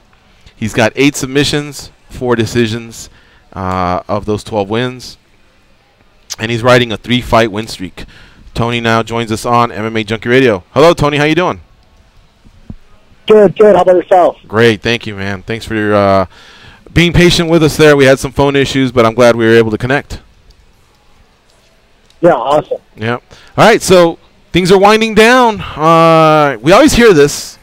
Best camp ever. Was this your best camp ever? How was your camp overall? How were these last 8 to 10 weeks? It was a short camp. I got the notice on a 5-week notice, so it's just one of those that I really like the matchup, and I just think it's a great fight for me. And I was training. Ideally, you want more of a notice, but we've only been training 3 weeks right now, and we're down to the last week before we head out to fight week. When that happens, is the focus more on the being on weight versus polishing up anything that you've been working on? Yeah, the weight was obviously just the main concern right away when you take a short notice. And cardio, you want to just make sure you're going to be fully prepared to go in my backdown and go for 3 rounds. But, I feel great. I was training already. And, I've just been building really good momentum going forward in these fights, so I'm pretty excited about the fight. What did you see in the Olivier Mercier matchup that had you jump on it? I've been trying to fight a wrestler for a while. I've been trying to fight a guy that's, they're going to try to come out and take me down, and I think I should have a significant advantage on the feet. And I'm also very confident in my grappling ability where I could easily take him down and submit him, and I think that my best submission is off people shooting on me. So I think it's time. I've never faced a wrestler, so it would be nice to face someone like him. UFC lightweight Tony Martin joining us here on MMAjunkie Radio. He faces Olivier Aubin-Mercier at UFC Fight Night 116 in Pittsburgh, Pennsylvania. Same night as Canelo Triple G. I'm sure you know this already, Tony, but get that work done, and then you care much about the boxing match as well, or are you more of an MMA guy? No, I'm definitely going to try to finish him fast, and then I'm going to try to run out of there. And I don't know where we're going to go, but I'm definitely going to try to catch the fight. I think Triple G is going to win it, but that might be the best fight, in the next 20 years. So I'm pretty excited about the fight, and then I'm going to stay there, watch the fight. Then I'm going to go to the Steelers Minnesota Vikings game after that. Oh, look at damn! you. That's nice. a sports weekend right there. I guess which one of those is your team? Is it just because you're a fan of going to different NFL games, or are you a Steelers or Vikings fan? I'm a Chicago Bears fan, but I grew up. I started training in Minnesota, so my coaches are Minnesota Vikings fans. So Brock's going to be there, and it's going to be exciting to cheer against the Vikings. Hope that the Steelers run them over. Tony Martin, our guest here on MMAjunkie Radio. What do you have for Tony? Tony, with 3 straight wins, where does a win put you here? Because we've seen guys, especially in your division, get pretty high with a lot of wins as compared to other divisions where maybe 3-4 fights can get you that title shot. What do you think a win here does for you? I really think it puts me in the top 15 picks. I think that if you look at, I've had this come in my 8th UFC fight. When I first started out, I fought the toughest guys in the division, right away when I'm 3 years into training. I was very inexperienced. I came from no background in mixed martial arts at all. So I got thrown in the wolves right away. So I don't want to, you shouldn't look at that as part of my UFC career. And I think that now my skill set has really come up to the par in the sport. And I think that now it's just time I got to go out there and start finishing them. So I think, it's a big fight where if I finish out there that it could really put me in the top 15 mix. And I think, I'm prepared for that. I think that physically and mentally, I'm the strongest I've ever been. And I just think that, it's time to really start upping the competition after this. Can you talk a little bit about the acid reflux and how that kind of held you back early on in your career? Yeah, it was just something I didn't even know, and I didn't ever experience until I cut down to 55. I used to fight at 170 pounds, and I went down to 55, and I was just always noticing a little bit of chest pain when I would drop down. And then in my Benito Darius fight, my aunt was watching the fight, and she just reached out, and she's like, acid reflux runs in the family, and I know that you cut weight and then you put on so much weight right away, and that's a really big factor in flaring up the acid reflux. So she told me a pill to start taking, and I started taking this pill, ranitidine, and ever since I've been on that, honestly, it's been a life-changing experience. So I'm obviously owe her a lot, and we were never really connected too well, so it was just one thing where she was just watching me, and then so I'm really glad that she reached out to me. But it's been a thing that now I'm just putting it behind me, and I'm just, at the beginning of my UFC career, I try to learn from all those lessons that I learned, and now I'm just pushing forward and adding new skills if I can. Tony, we mentioned football earlier, and you went to North Dakota State University. Were you able to get a lot of PT there as a college football player?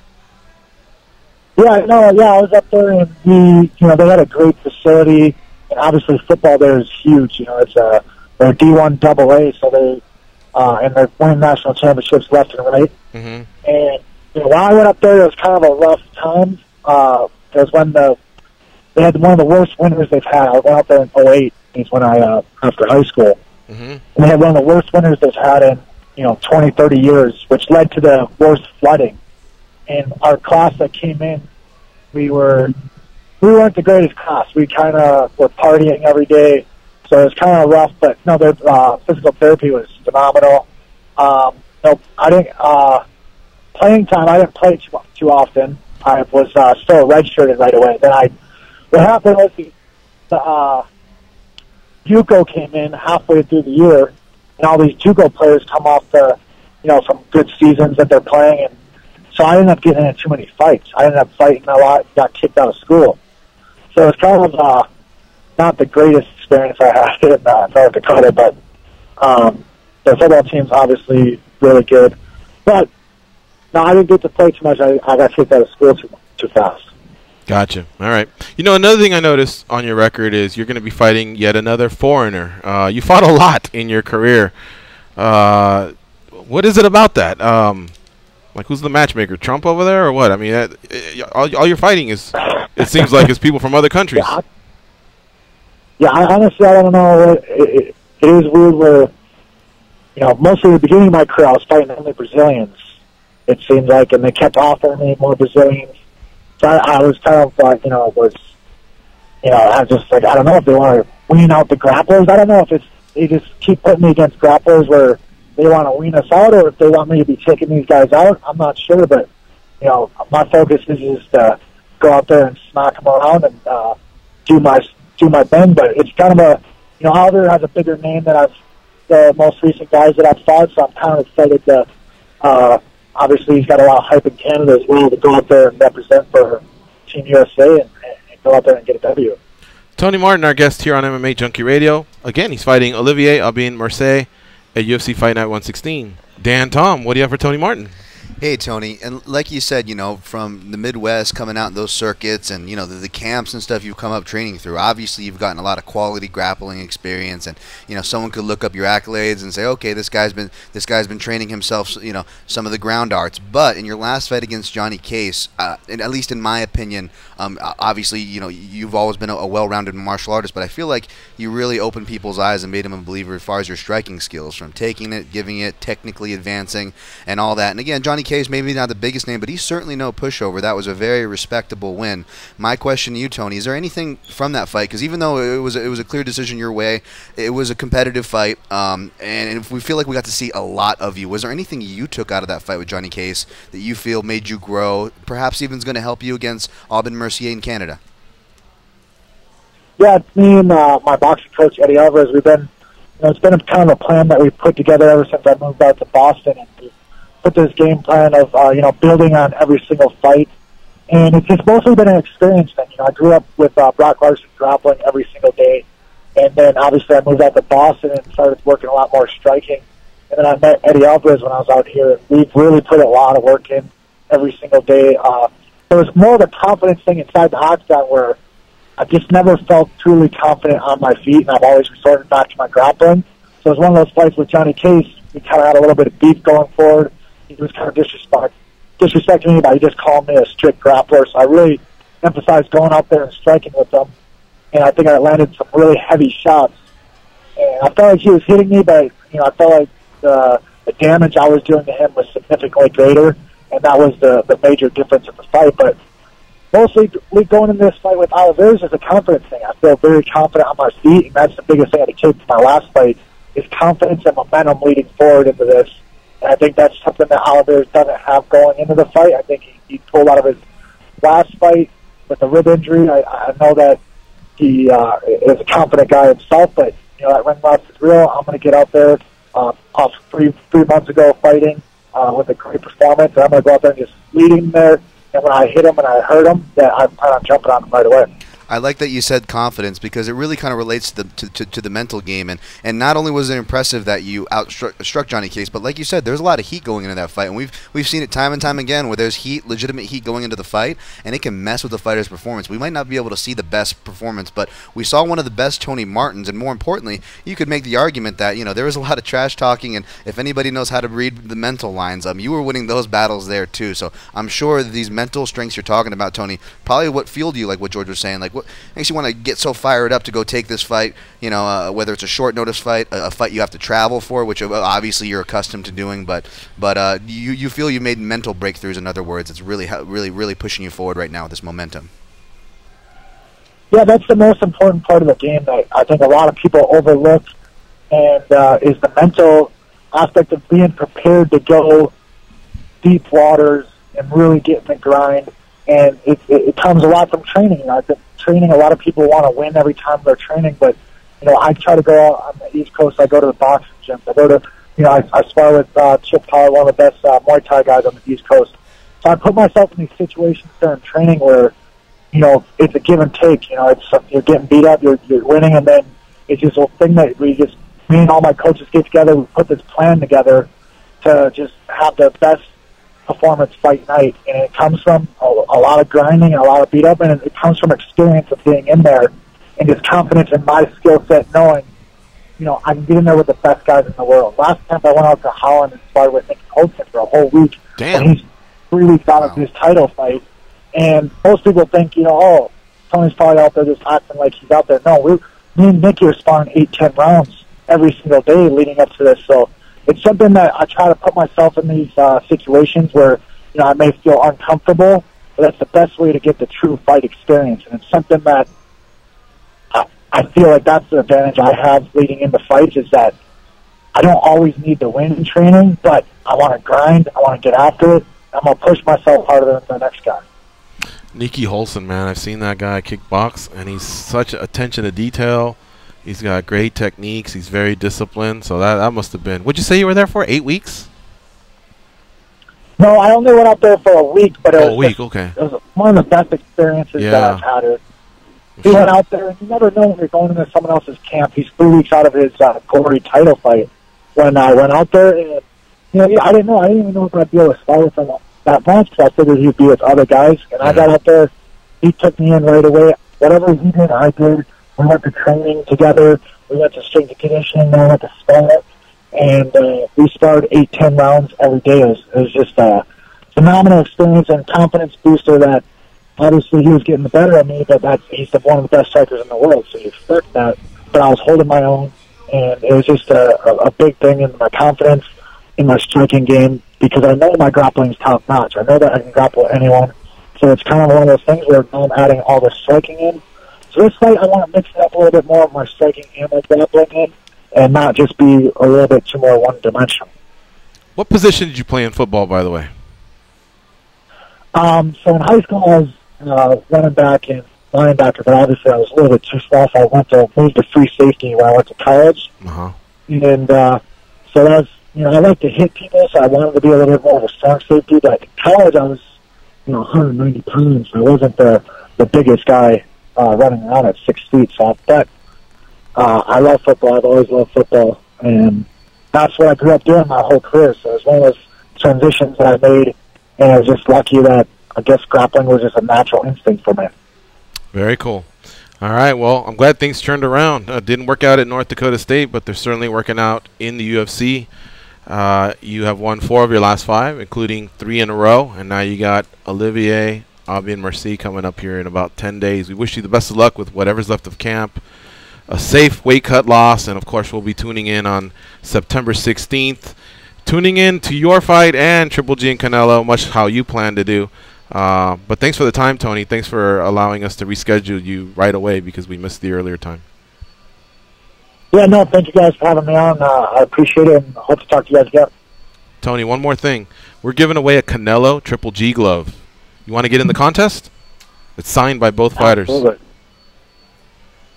Absolutely. All right, so you got to give me, who do you think is going to win, first of all? I'm going with Triple G. All right. You got to pick either round 1, 2, 3, 4, 6, or 10. No 10. No 10? Okay. 10's not available. All right, so you can pick 12, or 1 through 4, or 6. Those are available right now. I'm going to go around 6 then. Is that Brandon's name? Fuck, I fucked up, Tony. Sorry. You got to pick either round 12 or 1 through 4. Sorry, buddy. Oh, shit. I'm going to go around 12 then. 12. All right, put down Nice. Tony Martin. All right, cool, man. Yeah, this is available for all of our listeners. But because we were having the phone problems, they went down. We got to fill up some spots. Brad Tavares was here yesterday, so we got him down for a spot. So now we got you down for Triple G in round 12. Thanks, Tony, and good luck in that contest. Thank you, guys. Have a good one. We'll see you. Big shout out to Ed Cap for making that one happen.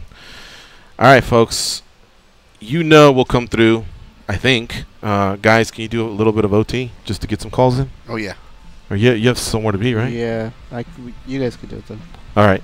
It's MMA Junkie Radio on Sirius XM Rush 93. We'll be right back, and we'll take some calls.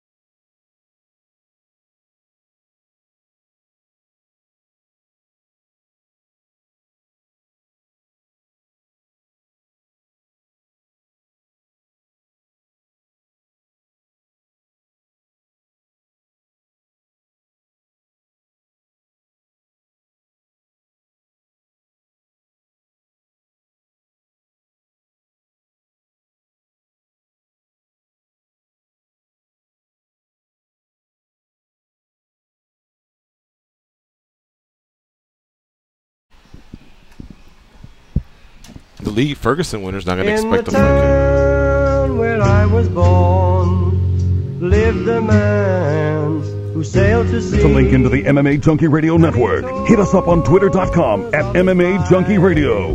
This is MMA Junkie Radio. Here are your hosts, Gorgeous George and Goes. Let's go straight to the phone line. We'll start things off with Marco in Waco, Texas. What's up, Marco? Marco from Waco, Road, que pasa, Datos, I'm done. I was hoping you guys didn't get deported today. You know, they did away with DACA. What? The Dream Act, they did away with that, so I was checking that you guys didn't get deported. What's the Dream Act? No, let's not get to politics, man. It's a thing that allow people that take care like children illegally to stay. So, okay. Whatever. I didn't do anything to the kids. Well, I don't know what he's talking about, but no, it was just a joke. Okay, all right, go ahead.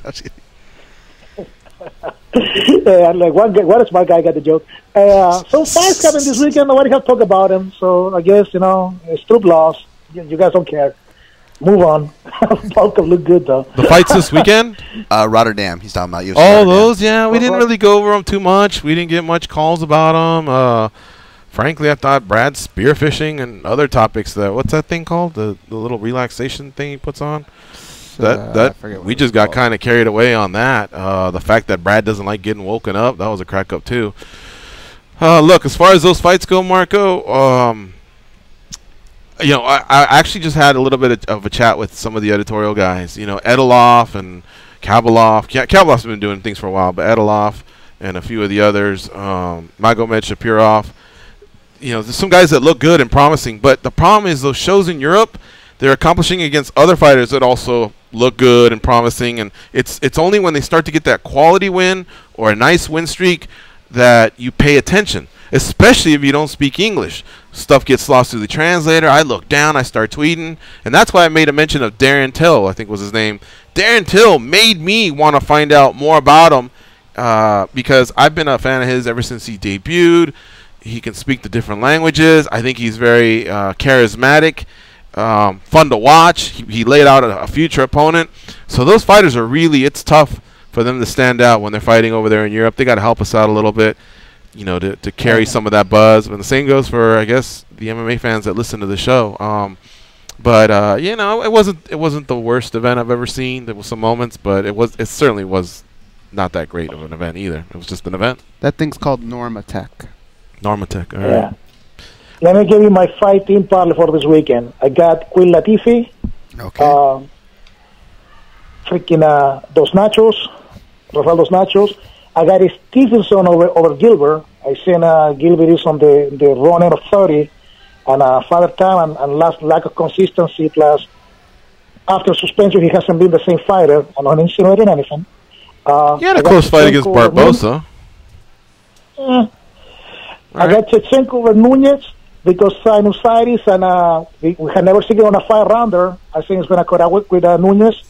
So I think Chechenko takes it on a decision.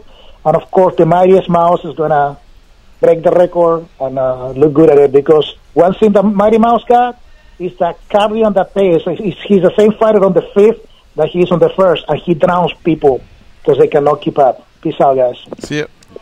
All right, he's got Mighty Mouse, Shevchenko, RDA, Queen Latifah, and Jeremy Stevens. All right, noted. Showtime from Tennessee. What's up, Showtime? It's yo time. What's going on, fellas? What's up, buddy? Nothing much, man. Talking to my favorite guys, man, as I'm stuck in traffic. Looks like a wreck or something. Oh. You guys have been entertaining me. Where you at, bud?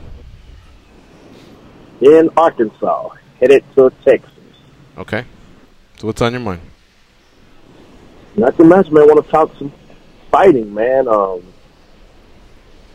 The card this weekend had some pretty good fights, man. I kind of agree with you guys. I like RDA against Magny. I think Magny showed, too. I mean, he'll lay and pray. I mean, he'll lay on the ground and I don't know if he's trying to let a lot of guys wear themselves out, try to come back. But I don't think Magny has a real good chin, man. I think RDA is going to chest, that chin. But I'm going to go against you guys now on this one, man. I'm taking Amanda. I just think she's going to be too powerful. I love Valentina. I love her. I know she's a friend of the show and all that. But I'm a big Amanda fan in this fight. How do you see her winning? And you know what? She may stop her, man. Valentina tough as hell, man. But Amanda, I think, on another level right now. All right. I got you down. Hey, did you fill up a spot? Is Showtime's name on there? You want to be in the glove contest? Yeah, man. And I'm going to go against the odds on this, too, because it's not no good spots for Triple G, man. I'm going to take Canelo. What's my option with Canelo? 12, 11, 9, 7, 6, or 1 through 4. I'm going to take Canelo in 9. Canelo in 9. All right. That ain't bad. Yeah. All right. You're in, Showtime. You got it. All right, guys. All right. See you, player. For anybody that's listening, you want to get in, it really helps to just call or be very creative on social media. We will give another stab at it tomorrow so we can fill up the board, but Triple G side's almost full, and the Canelo side is now starting to fill up a little bit. Thank you to Tony Martin for his time. Apologies for the phones. We got it sorted out, and we'll be back tomorrow with a full slate of interviews and more UFC 215 talk. And remember, we go on vacation on Thursday. We'll see you tomorrow. Be champions. I'm gonna keep on the run. I'm gonna have me some fun. It cost me my very last dime.